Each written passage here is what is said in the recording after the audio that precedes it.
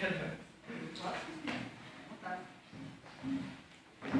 sei se quer fazer já a pergunta, enquanto o colega se escolhe. Era só falar um pouco sobre essa importância de cultura feminina.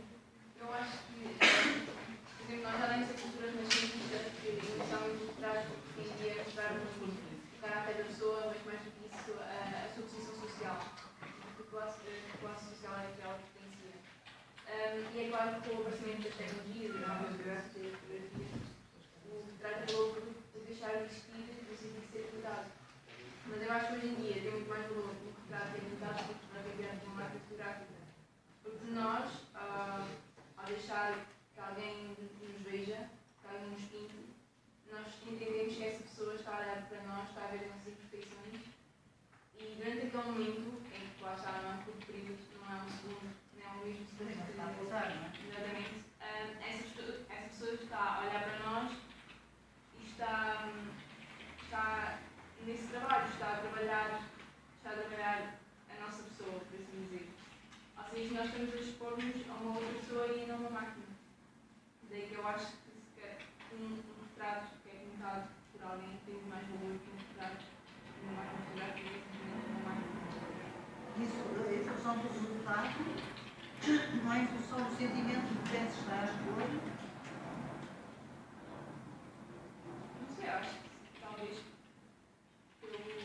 pelo valor é uma coisa que é muito mais trabalhada, mas como a professora disse, também é uma coisa que nos permite perceber como é que os outros nos veem, sem que seja um retrato de uma máquina fotográfica, que é uma coisa muito mais tecnológica. Aliás, é engraçado porque o nosso colega ouvimos dizer um sacrifício que revela que eu gosto muito de vocês estudantes, porque num dos dias em que eu estava ali ao pé da secretária a falar com ele, disse-me: uma pessoa, posso tirar uma fotografia? E a minha reação imediata foi dizer: não, não pode.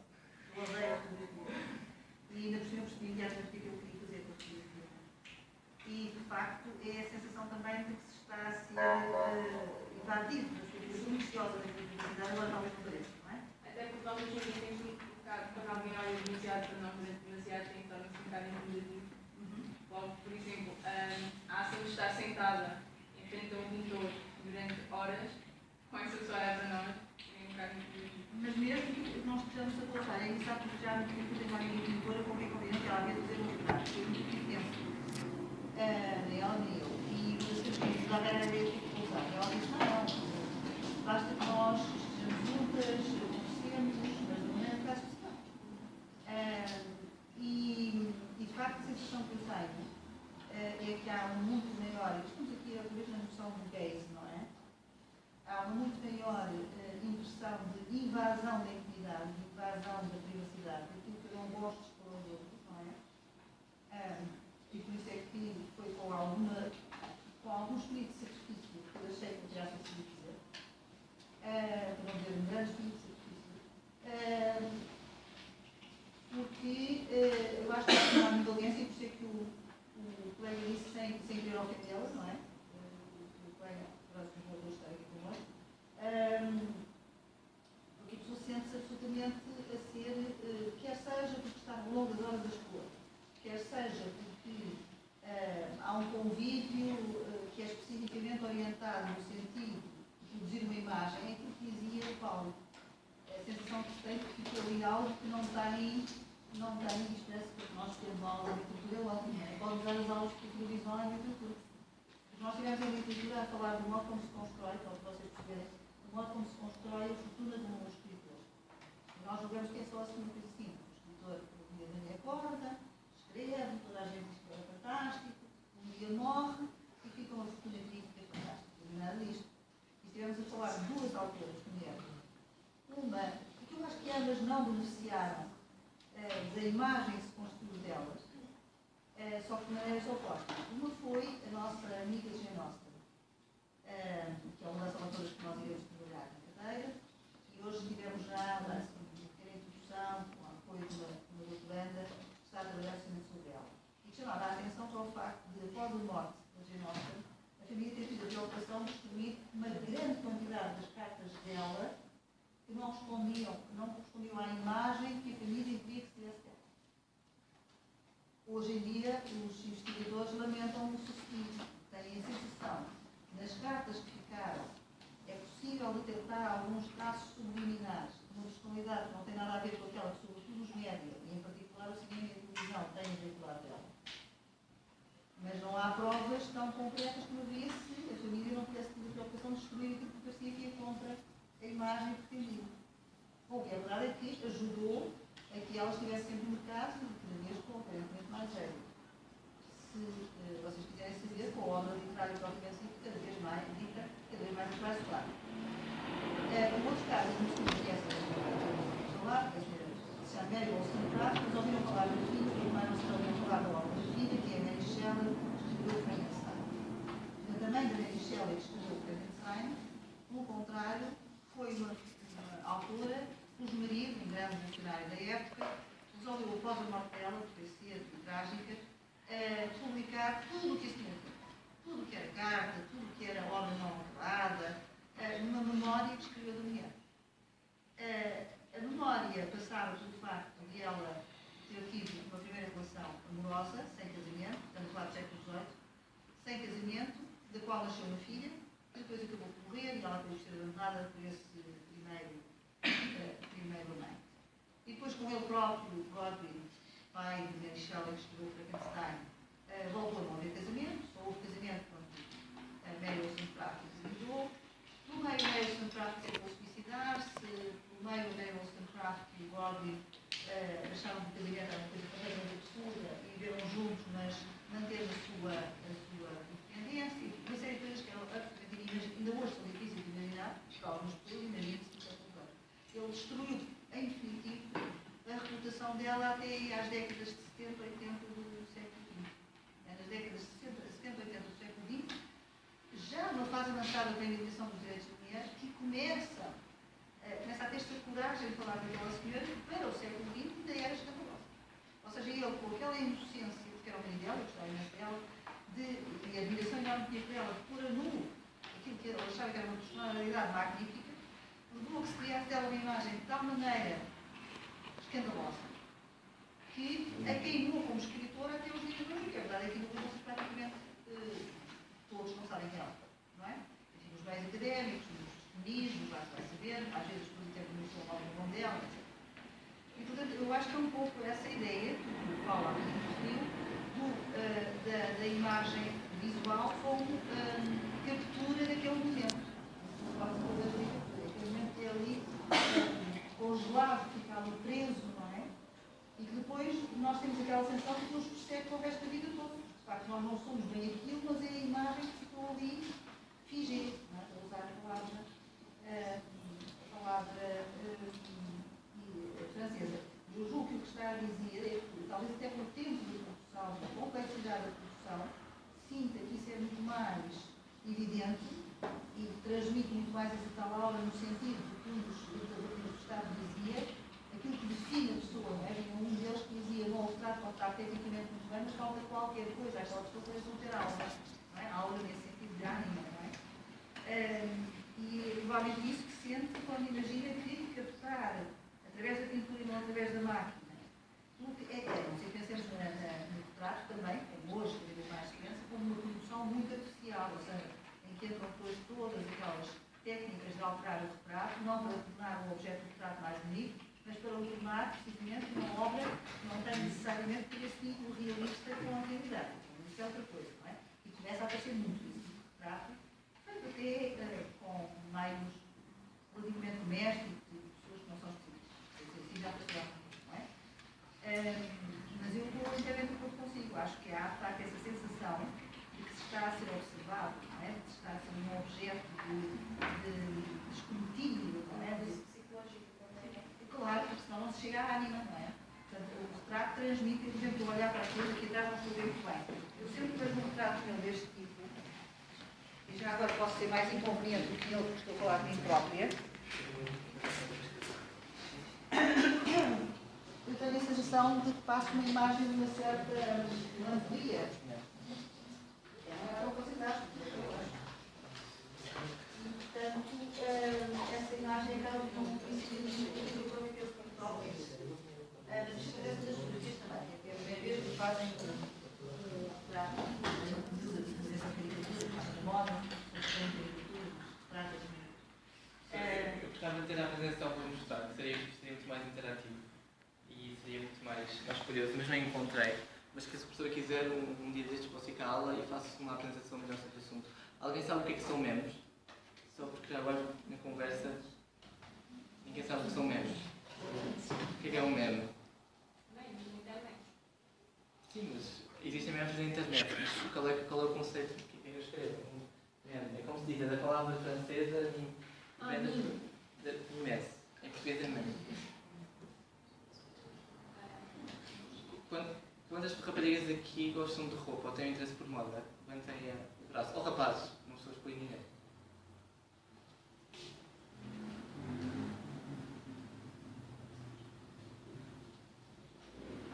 Alguém sabe o que é isto? Isto funciona se eu tivesse uma imagem, é sério. Quem disse Chanel? O que é um meme?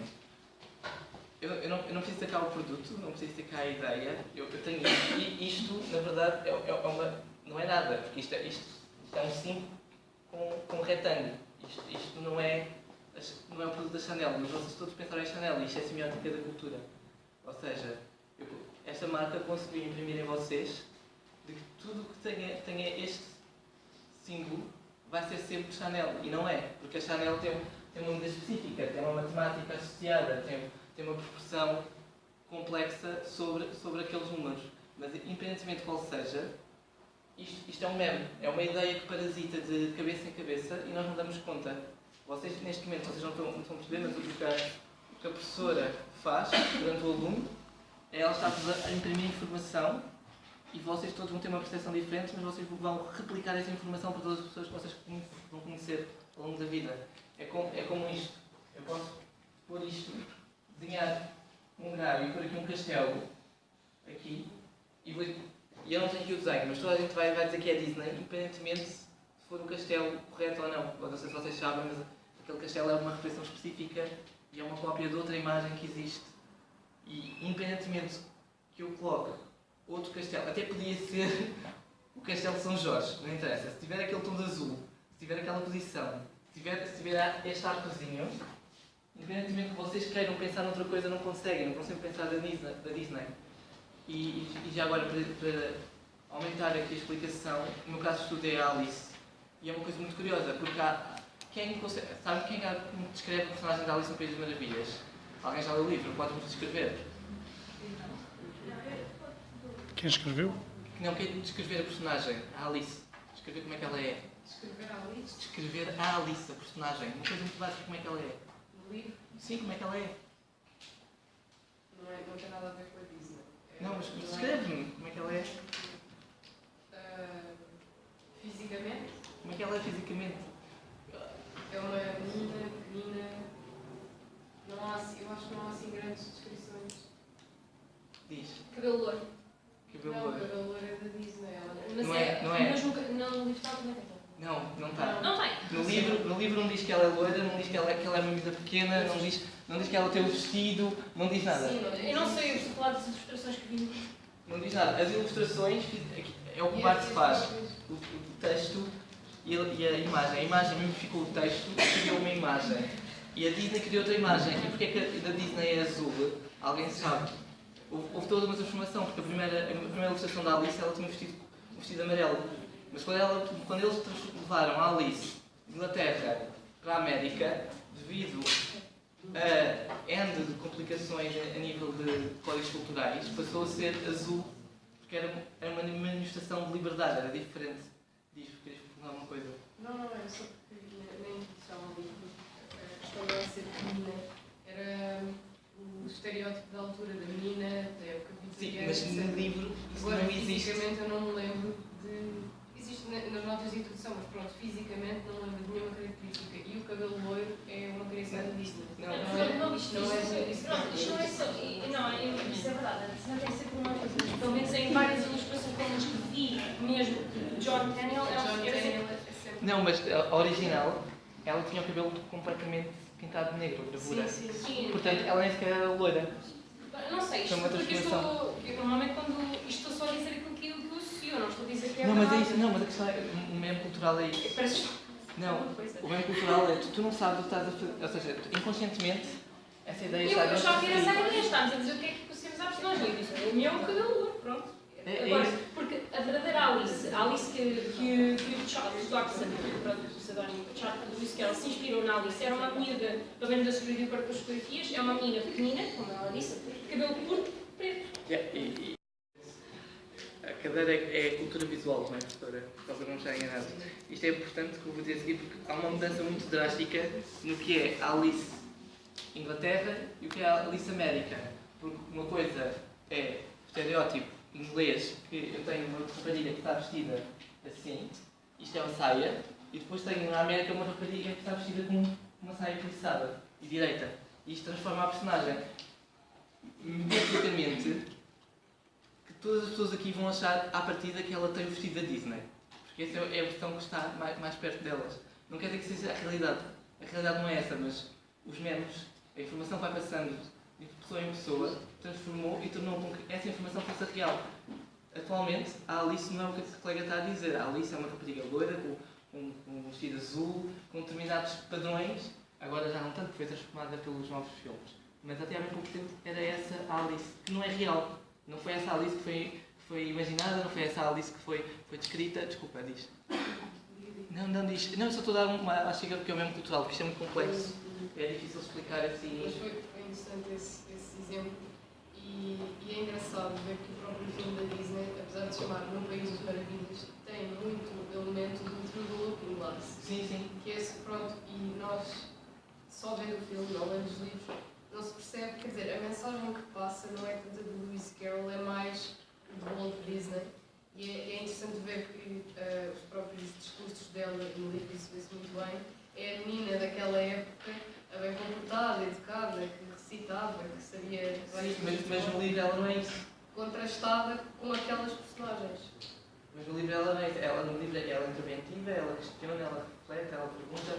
E há uma coisa importante no livro que não passa depois, mais tarde, que é a questão do sinistro. Não sei se vocês tiveram a oportunidade de estudar Eugénio Trias.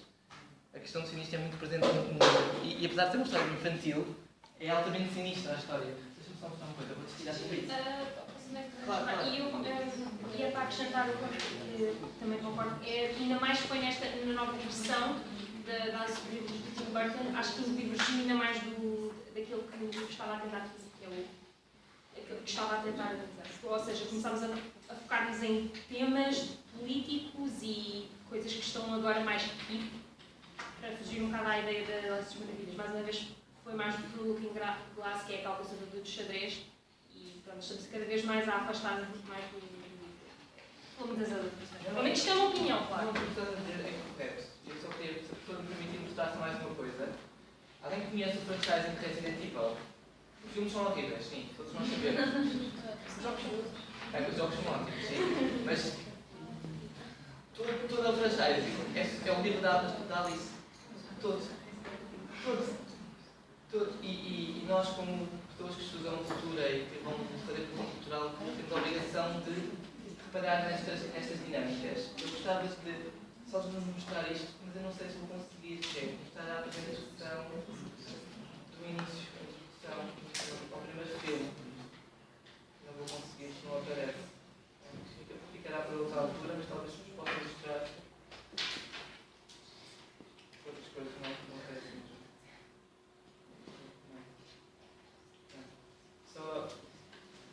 Só lá chega então para quem já viu o filme que existe esta personagem que ela acorda sem memória e é exatamente aquilo que acontece à Alice. Ela não acorda sem memória, mas ela está à procura de quem é que ela é durante o livro todo e o que é que faz sentido, o que é que não faz sentido e etc.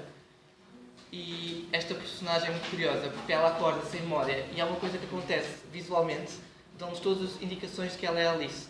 Ou seja, nós temos no chão um xadrez que tem exatamente o mesmo número de casas como um tabuleiro de xadrez. Ela acorda, ela faz uma coisa muito curiosa, que é, ela escreve o nome dela num papel para perceber se ela é a pessoa que escreveu aquela nota, se não é. Eu não sei se reparaste, tu viste o filme, quem é que levantou mais a mão que tinha visto o filme? Dos Gajos, tu viste o filme?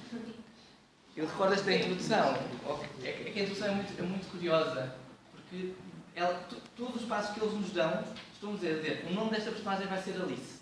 E no final, de repente, continua a narrativa, chega um momento em que dizem: tu chamas-te Alice, e tu ficas, ok, isto faz todo sentido, porque há a questão do tempo, há o relógio, há o xadrez, há a roupa, tudo foi construído semioticamente para aquela personagem se chamar Alice. Eu podia não saber nada, podia estar sem legendas, podia estar sem texto, e intrinsecamente todas aquelas identidades meméticas me iam dizer o nome daquela personagem. E isto é mesmo cultural. É um conceito um bocado abstrato e difícil de trabalhar, mas é um conceito já antigo, e é muito curioso, porque é isto que, na verdade, nós enquanto, e isto deve ter cuidado ao que eu vou dizer, que é, nós enquanto artistas, no meu caso, que nos estou a incluir, fazemos, que é agarrar em simbologias e basicamente trabalhar neste patamar da cultura e damos pistas no que estamos a criar. E é muito curioso ver como, por vezes, a Alice é loira e afinal ela não é loira. E isto, em geral, isto é o que é o mesmo cultural. Qualquer vez que tiver um dia destes, possa ficar a fazer mais apresentação. Eu queria só dizer que essa questão que há bocado disse de ela estar à procura da identidade é uma coisa da qual, por exemplo, eu discordo e acho que é isso. Isso mostra como, por exemplo, a Disney conseguiu, quer dizer, é tudo subjetivo, não é? Essa é a sua interpretação, eu tenho outra e a Disney tem aquela que propõe com uma data de gente. Sim, mas deixa-me fazer uma questão em relação ao próprio objeto do livro, que é, ela, não sei se reparaste, mas ao longo do livro ela vai fazer questões, que é, porquê é que eu estou aqui? Isso não faz sentido. Isso não é a regra. Porquê é que isto não é a regra? Porquê é que estás a dizer isso? O que é que isto... Ou seja, eu quando pergunto alguma coisa, eu estou a tentar dar sentido ao real. Eu não pergunto... Todas as minhas perguntas para o exterior são sempre formas de basilar e estruturar a minha existência. Eu não existo sem ser outro, portanto eu preciso perceber e dar contexto ao outro, para o outro me dar contexto a mim, que é só assim. É uma relação sempre eu e o outro. E é por isso que o livro, atenção, não é sobre a identidade. Por acaso tem lá outra questão da identidade. Mas a identidade não tem a ver com isso. Que é o que eu já ouvi muito, que é ela tornar-se mulher ou passar por um novo estágio de vida.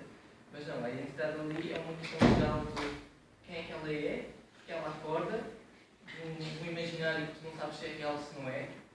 E há uma coisa curiosa no livro. Já reparaste que podes, simplesmente, retirar todos os capítulos, voltar a pô-los com a ordem trocada, independentemente de qual seja a ordem, aquilo vai sempre fazer sentido. Porque cada capítulo que passa, há uma e isto é incorreto dizer entre a literatura, portanto, atenção, que é uma narrativa destrutiva. Ou seja, em termos históricos e visuais, cada capítulo que passa é como se fosse uma pequena narrativa dentro da narrativa. Portanto, pode ser um hipertexto. Portanto, o livro é muito interessante em termos de objetos de estudo. E é por isso que pode ser tirar várias articulações. Não?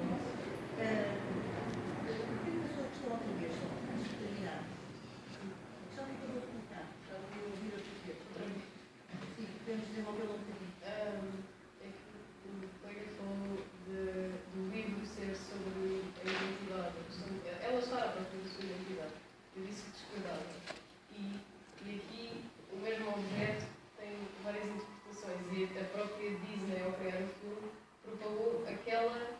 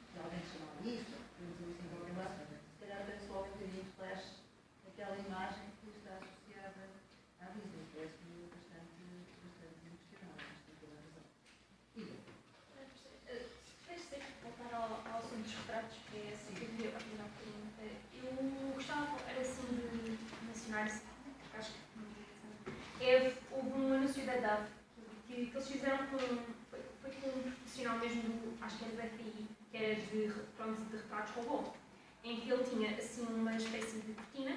Já tivemos o mês passado, tivemos um trabalho sobre isso, sobre essa experiência. Sim. E eu todo o tempo, ao ver ali no retrato, estava a lembrar de saber que alguém de vocês. Então não. Ok, não, era só. Posso mostrar um vídeo. Se mostrar é capaz de ser melhor, porque eu percebo. É melhor que esquece. Tem tudo a ver com a questão que estávamos a referir sobre a representação. Alguém se lembra de bem? Eu sei que não tem aquela que nós descrevemos. É preciso mudar o pintor é um pintor que traz com o da polícia.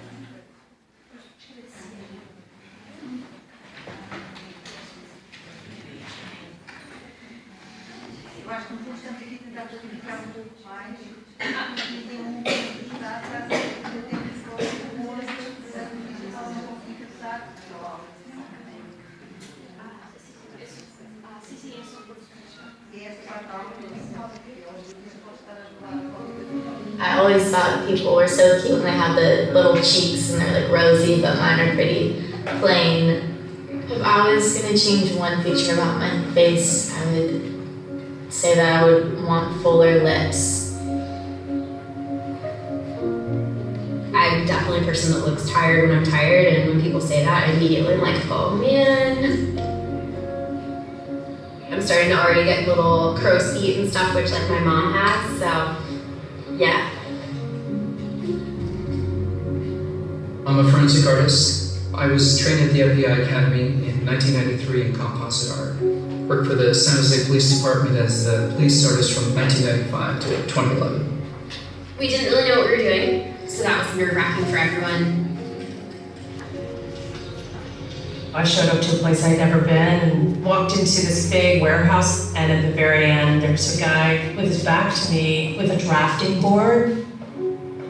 I had a curtain separating me so that I don't see him. We'll begin. First of all, tell me about your hair. Brown, long, I guess a little bit past my shoulders.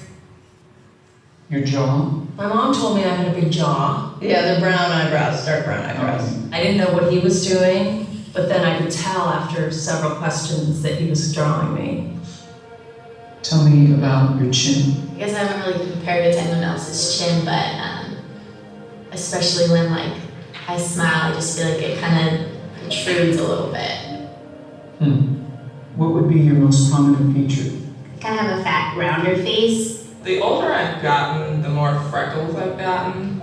You sort of realize, oh man, now I have to talk about myself and think about my looks. I'm 40, so I'm starting to get a little bit of the crow's feet thing going on. Once I get a sketch, I say thank you very much, and then they leave. I don't see them. I still didn't know. All I had been told before the sketch was to get friendly with this other woman, Chloe. Today I'm going to ask you some questions about a person you met earlier, and I'm going to ask you some general questions about their face. She was thin, so you could see her cheekbones. And her chin was a nice, thin chin.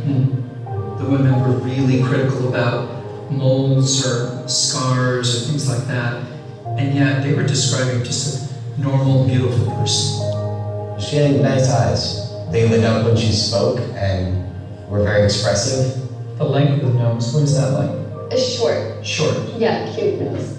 Her face was fairly thin. She had blue eyes, very nice blue eyes. Okay.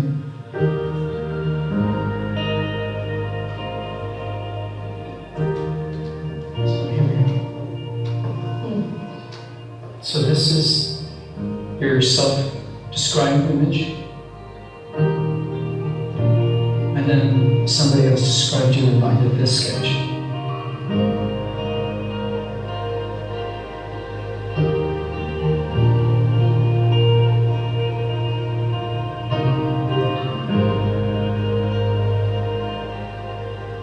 I have this whole thing about having dark circles and crow's feet around my eyes, and that was not part of the sketch at all that The Stranger did.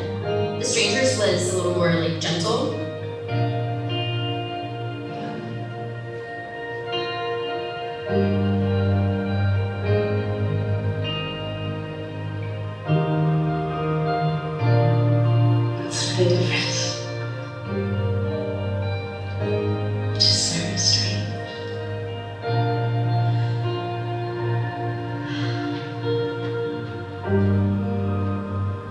she looks closed off and fatter. She just looks kind of shut down. Sadder too. The second one is more I beautiful. think they're catching more of that from you. Yeah, yeah.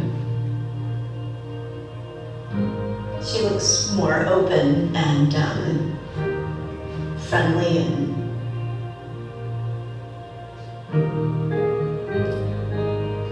happy. I've come a long way in how I see myself, but I think I still have some way to go.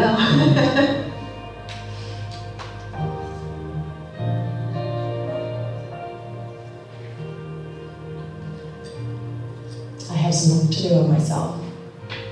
Do you think you're more beautiful than you say? Yeah. Yeah. Chloe's perception was so clearly different. Her picture looked like somebody I thought I would want to talk to and be friends with, like a happy, light, much younger, much brighter person. It's troubling. I should be more grateful of my natural beauty. It impacts the choices and the friends that we make, the jobs we apply for, how we treat our children. It impacts everything. It couldn't be more critical to your happiness. Our self-perceptions are generally kind of harsh and unbecoming when really that's not how the world sees us. We spend a lot of time as women analyzing and trying to fix the things that aren't going right, and we should spend more time appreciating the things that we do like.